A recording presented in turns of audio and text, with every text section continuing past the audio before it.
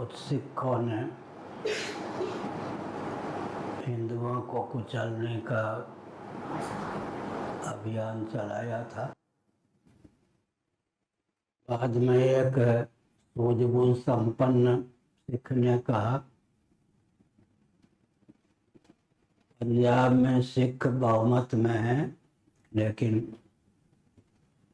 पूरे देश में सिख फैले हुए हैं, सब जगह तो बहुमत में नहीं है, वे सुरक्षित नहीं रहेंगे। इसलिए पंजाब में हिंदुओं के प्रति सिखों का जो रवैया है उचित नहीं है। दूसरी बात है कि गोविंद सिंह जी ने हिंदू और हिंदुत्व की रक्षा के लिए ही सिखों को उद्भाषित किया था। सिखों की उद्भावना के पीछे जो मूल धारणा थी उसको ध्यान में रखने की आवश्यकता है। इसी प्रकार बांग्लादेश में हिंदुओं के प्रति अत्याचार हो रहा है। बहुत से हिंदू कुचल दिए गए, मार दिए गए, उनके घर जला दिए गए। अब उपद्रवी व्यक्ति चाहे छात्र हों या कोई और युवक हों, उनका नियामक तो कहीं और होता है। नियामक कौन है, इस पर विचार करने की आवश्यकता है।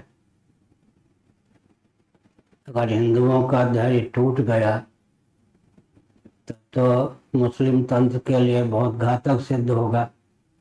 इसलिए जहाँ से भी बांग्लादेश में नेतृत्व प्राप्त है, उस नेतृत्व को विचार करना चाहिए कि अपनी वो अदूरदर्शिता को निरस्त करें।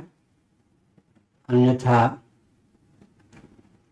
वहाँ का जो शासन तंत्र है, यदि उसी ने शासन हथियाने के लिए यह षड्यंत्र किया तो उसे भी समझना चाहिए कि दुनिया बुद्धू व्यक्तियों का समूह नहीं है।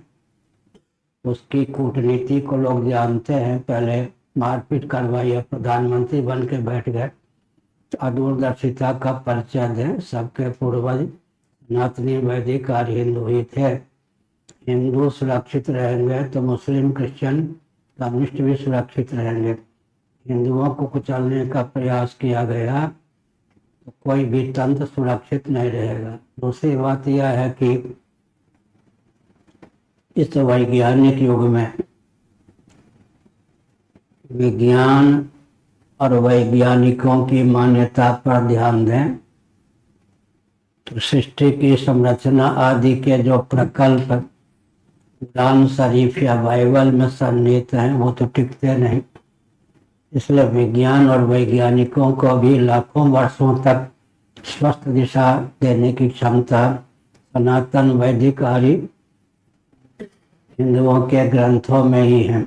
और हिंदू ऐसे प्रबल होते हैं कि साक्षात जगदीश्वर भी उनके यहाँ लाला बन के जन्म लेते हैं।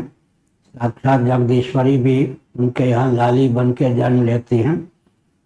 किसी की उदारता को दुर्बलता न समझना उचित है।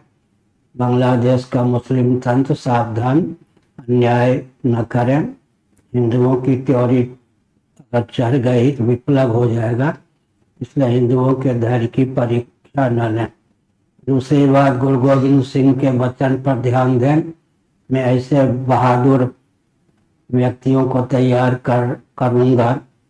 एक एक व्यक्ति 1.25 लाख विधर्मियों को कुचलने में समर्थ होगा। तो हिंदुओं की तो त्योरी न चढ़ जाए। इसलिए वहाँ के प्रधानमंत्री, जिनका भी गुप्त प्रकट हाथ रहा हो दंगा में, वे सब सोच समझ कर कदम उठावे, कहीं उनका कदम उनके लिए घातक सिद्ध न हो।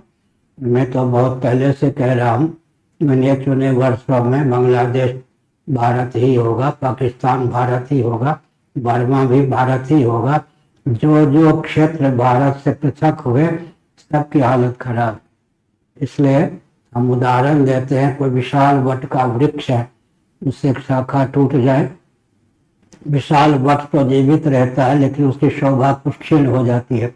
लेकिन जो शाखा टूट जाती है वो तो नष्ट ही हो जाती है। इसलिए बुद्धिमत्ता का परिचय दें। मुस्लिम तंत्र को संचालित करने वाला अमेरिका का तंत्र हो या कहीं का भी तंत्र हो जो गुप्त रीति से नेतृत्व प्रदान कर रहा है, उसको सावधान होकर और यह भी समझना चाहिए कि कहाँ से सह है, कहाँ से सहभागिता है, कहाँ से नेतृत्व प्राप्त है। बांग्लादेश के हिंदुओं मुसलमानों को, हिंदुओं को कुचलने की भावना धरने वाला कौन तंत्र है, उसको भी निशाने पर फिर हम लोग लेंगे।